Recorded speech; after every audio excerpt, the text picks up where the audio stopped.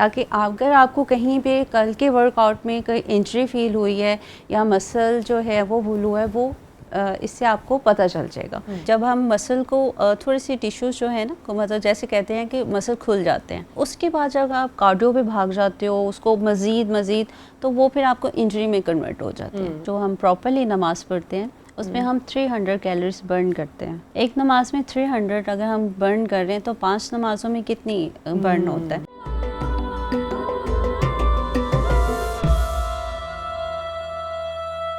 अगर आप weight training कर रहे हैं तो फिर कार्डियो को स्किप कर दें, एक दिन में एक ट्रेनिंग करें।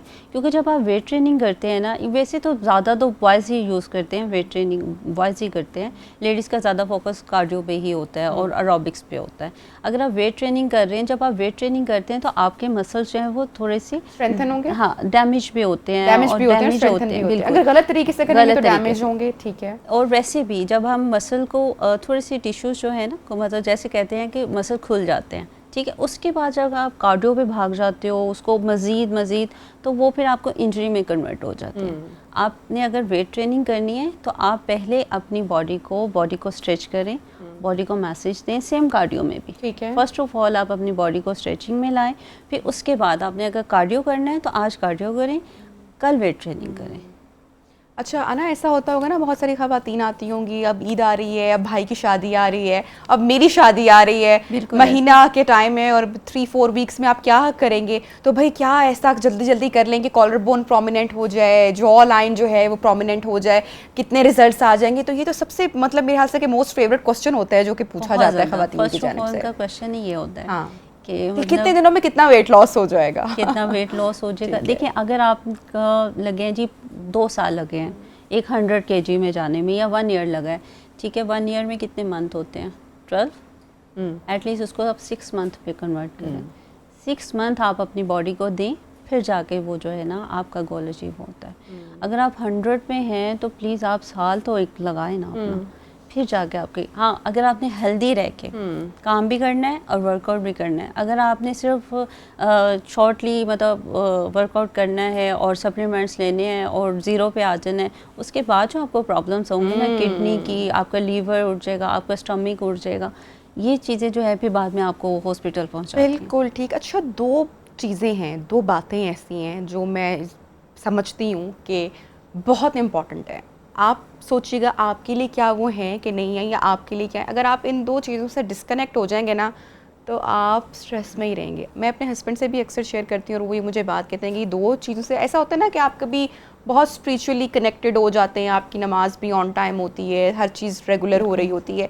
एक तो इस चीज़ में सुकून है, आप स्पिरिचुअली अगर आप कनेक्टेड है ना तो आप को जो पीस ऑफ माइंड आपके पास है उसका कोई नेमुल बदल वो है नहीं, आपको दुनिया की किसी और चीज़ से वो सुकून नहीं मिलेगा। जब आप इससे डिस्कनेक्ट होंगे, एक आप तब बेसुकून रहेंगे, और दूसरा जब हम अनफिट होते हैं, कि आपको पता है कि एक जो फिट रहने वाला बंदा है, एक जो क्लीन फूड खाने वाला बंदा है, एक जो अपनी डाइट का सेहत का ख्याल रखने वाला बंदा है, जब वो उससे डिस्कनेक्ट होगा तो वो हर वक्त मतलब खुश नहीं रहेगा, वो परेशान। तो ये 2 चीज़ों से कनेक्टेड रहना मैं समझती हूँ कि बहुत ज़रूरी है। आप इतना अच्छा, इतना हेल्दी फील करेंगे, एक तो कि आप रब की ज़ात के करीब है, दूसरा आप भाई आपने अपनी सेहत का ख्याल रखा है, तो ये साइकोलॉजिकली इसका इम्पैक्ट है वही इतना ह्यूज है। मैं कहती हूँ ना आपका 10 kg 15 kg वज़न आपके ना गोल्स अचीव हो रहे हो, लेकिन वो जानना, वो एफर्ट करना, उसमें ही इतना सुकून है, इतना पीस है कि एटलीस्ट आप सेटिस्फाई हैं कि आप कुछ ना कुछ कर तो रहे हैं। बिल्कुल ऐसे है। अब आपने अगर नमाज की बात किया तो उसका भी मैं आपको बता दूं, जो हम प्रॉपरली नमाज पढ़ते हैं उसमें हम 300 कैलोरीज बर्न करते हैं। अगर हम प्रॉपरली नमाज पढ़ें, एक नमाज में 300 अगर हम बर्न कर रहे हैं तो 5 नमाजों में कितनी बर्न होता है?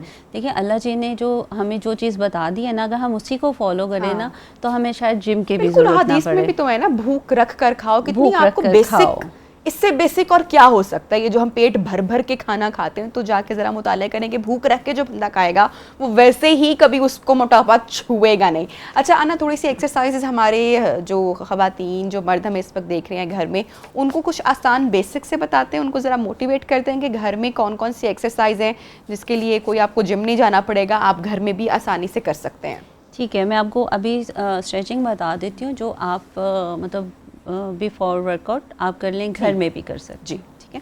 अच्छा, फ़र्स्ट ऑफ़ ऑल जब आप जिम में जाते हैं और आप वर्कआउट स्टार्ट करने से पहले अपनी बॉडी को स्ट्रेचिंग में लाएं, ठीक है। उसके बाद आप जो भी आपने प्लान किया हुआ है वर्कआउट, आप उसको स्टार्ट करें। फ़र्स्ट ऑफ़ ऑल आप आर्म से स्टार्ट करें, चिन अप, और हैंड्स को और आर्म्स को इस तरफ राइट एंड लेफ़्ट साइड पे स्ट्रेच करते हुए अपर साइड आए। नाउ टर्न करते हुए डाउन आए, और आपके जो आपकी रिस्ट है आपकी शोल्डर हाइट पे रहनी चाहिए, शोल्डर से डाउन ना हो। ये आप 10 टाइम्स इसको अटेम्प्ट करें, टर्न डाउन, ठीक है। सेम चीज़ आप फ्रंट साइड पे stretch, now back, stretch, now back. इस तरह से आपके आर्म्स जो हैं वो स्ट्रेच हो जाएंगे, ठीक है। ताकि अगर आपको कहीं पे कल के वर्कआउट में कोई इंजरी फील हुई है या मसल जो है वो भूल हुआ है, वो इससे आपको पता चल जाएगा कि आपका कोई मसल इंजर्ड तो नहीं है, ठीक है। आप इसको 3 टाइम्स रिपीट करें, ठीक है। उसके बाद आप बैली पे आ जाते हैं। बैली को राइट साइड से हम स्टार्ट करते हैं, लेफ़्ट जो आपका फीट है उसको टर्न करते हुए आप डाउन आएंगे, 1 2 एंड 3। अच्छा, इस चीज़ में मोस्टली जो क्लाइंट है वो ये करते हैं, अपनी बॉडी को फ्रंट साइड पे जो है वो इस तरह डाउन कर लेते हैं। आपने डाउन नहीं करना, शोल्डर को बैक करते हुए आपका ये शोल्डर और आपकी ये एल्बो जो है आपके लव हैंडल्स को टच करेगी, इस तरह से। पोस्चर का करेक्ट होना बहुत ज़रूरी है। बिल्कुल, ठीक है। 10 टाइम्स आप अटेम्प्ट करें। सेम चीज़ आप राइट साइड पे करें, ठीक है। ये हो जाने के बाद आप लेग्स को जो है इस स्ट्रेट, और फिर पोस्चर आपका ये होना चाहिए, चिन अप और ये साइड। तो ये हमारी साइड्स के लिए हो जाएगा, साइड स्ट्रेच, ये साइड्स, ठीक है। लेग्स ओपन, बैक, ठीक है। अब हमने इस जगह पे वर्क करना है, तो लाइक दिस, ओके, ठीक है। ये आप बॉडी को स्ट्रेच कर रहे हैं, ठीक है। और ये कितने रेप्स करेंगे तकरीबन? आप 10 रेप्स से स्टार्ट करें, ठीक है, ठीक है। और आपके 3 सेट होने चाहिए, 3 सेट्स होने ठीक चाहिए, है। 30 हो जाएंगे ईच, ठीक है। उसके बाद अब लेग्स की बारी आती है, लेग को आप स्ट्रेच करें इस तरह से। Okay, so we will start from stretching, yes, ठीक है।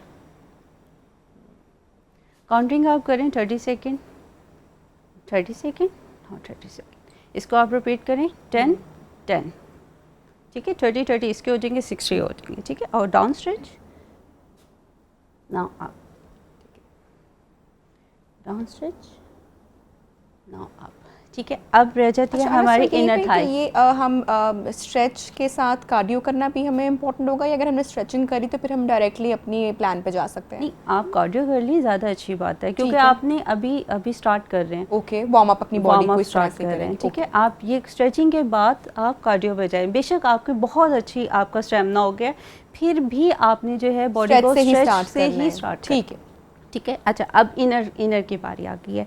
इनर के लिए आप सेम पोस्चर आपका बैक, नाउ, ओके, ठीक है। टो को आगे रखते हुए ये आपके इनर लेग को, ठीक है। अगेन 20 के 20 कर लें, 30 कर लें, ठीक है, अपने स्टैमिना के मुताबिक, ठीक है।